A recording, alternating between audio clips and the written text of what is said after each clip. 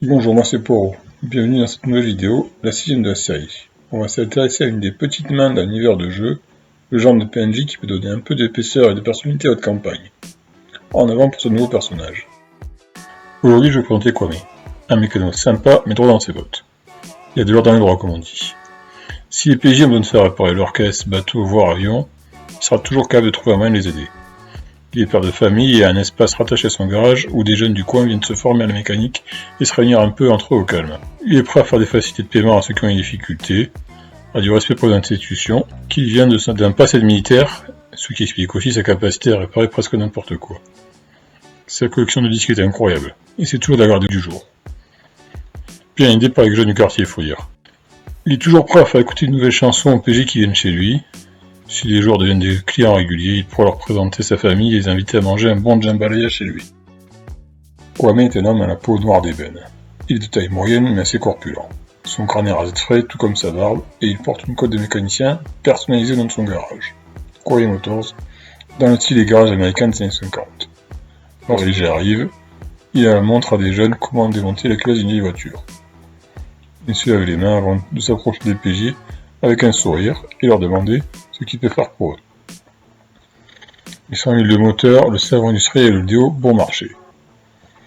Il a une voix profonde et posée, il aime faire des phrases courtes qui vont à l'essentiel, sauf quand il parle de musique, où là il va pouvoir passer d'un groupe à l'autre et disserter sur les magnifiques faiblesses de chacun pendant des heures. Il a utilisé un monsieur et madame très formel et avec un ton très militaire pour les PJ qui viennent de rencontrer, mais se mettra à les appeler mec, meuf ou mon pote s'ils deviennent des clients réguliers et font l'effort de briser la glace. Informations sur le setting qu'il peut mettre en avant. Le garage de Kwame peut vous permettre de montrer aux joueurs des trucs cool que l'on peut rajouter au véhicule dans notre univers, d'une manière moins aride qu'un tableau d'équipement. C'est toujours plus sympa d'avoir un PNJ qui vient vous dire « Eh les mecs, pour un bon billet, je vous fais dépasser qui vous voulez sur le périph' et je peux même vous vendre des guns à l'avant. » Plutôt que, pour 1500 crédits, vous pouvez augmenter de 13% la vitesse max de votre véhicule. Son rapport à l'autorité peut aussi donner des indications sur le niveau de sécurité et de corruption de notre setting. Est-ce qu'une communauté plutôt de classe moyenne inférieure peut se fier à la police et à la justice pour respecter sa tranquillité? Pour finir, son passé militaire et ses contacts avec les jeunes plus ou moins recommandables peut servir à donner des informations aux joueurs sur les activités louches de l'armée ou des activités de vente rivales des environs. Accroche le scénario. Quel scénario ce personnage et son rapport au PJ, il devrait centrer notre histoire, je vous rappelle, peuvent introduire dans votre campagne. Première accroche. Kwame bricole une moto pour des gamins qui se sont inscrits dans des courses de la région.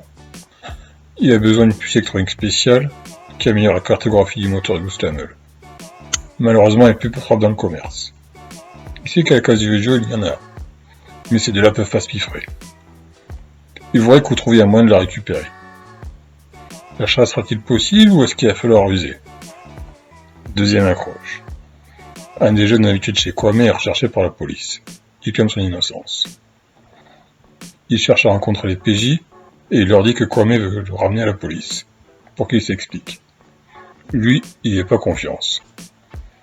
Les PJ vont devoir choisir entre le ramener chez lui, pour faire confiance à la police, ou l'écouter et mener les enquêtes sur les événements eux-mêmes. Troisième accroche. Un ancien camarade d'armée de Kwame revient dans la région. Il semble perturbé par ce qu'il a vécu et très nerveux. À ce moment, une série de crimes particulièrement violents secoue le quartier. Est-ce l'ami de Kwame qui est responsable? Peut-on lui faire porter le chapeau? Le retrouver pour le faire taire? Qu'a-t-il vécu sur le front pour être dans cet état? Réinterprétation du personnage dans un univers différent. Comment utiliser Kwame hors du contemporain? En SF, on peut rester cueilli sur l'un personnage. Il travaille dans un spatioport et répare des vaisseaux de caisse et en voiture Simone. En cyberpunk, on peut lui rajouter une annexe cybernétique et de chaudes implants, et voilà. Dans les années 20 aussi, on change pas grand chose. Premier garagiste noir des États du Nord. En western, il vend et customise des flingues, ou c'est un légère de Mustang qui fournit les joueurs.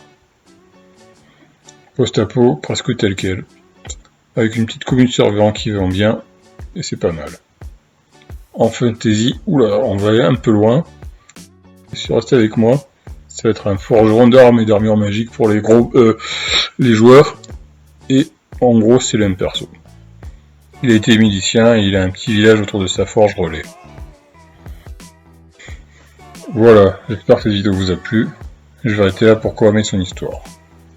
Si ce personnage vous donnait envie d'intégrer dans vos campagnes, n'hésitez pas à me le dire en commentaire. En attendant, c'était Poirot, qui vous souhaite à tous de bonnes parties et plein de bonnes choses d'ici la prochaine fois. Ciao!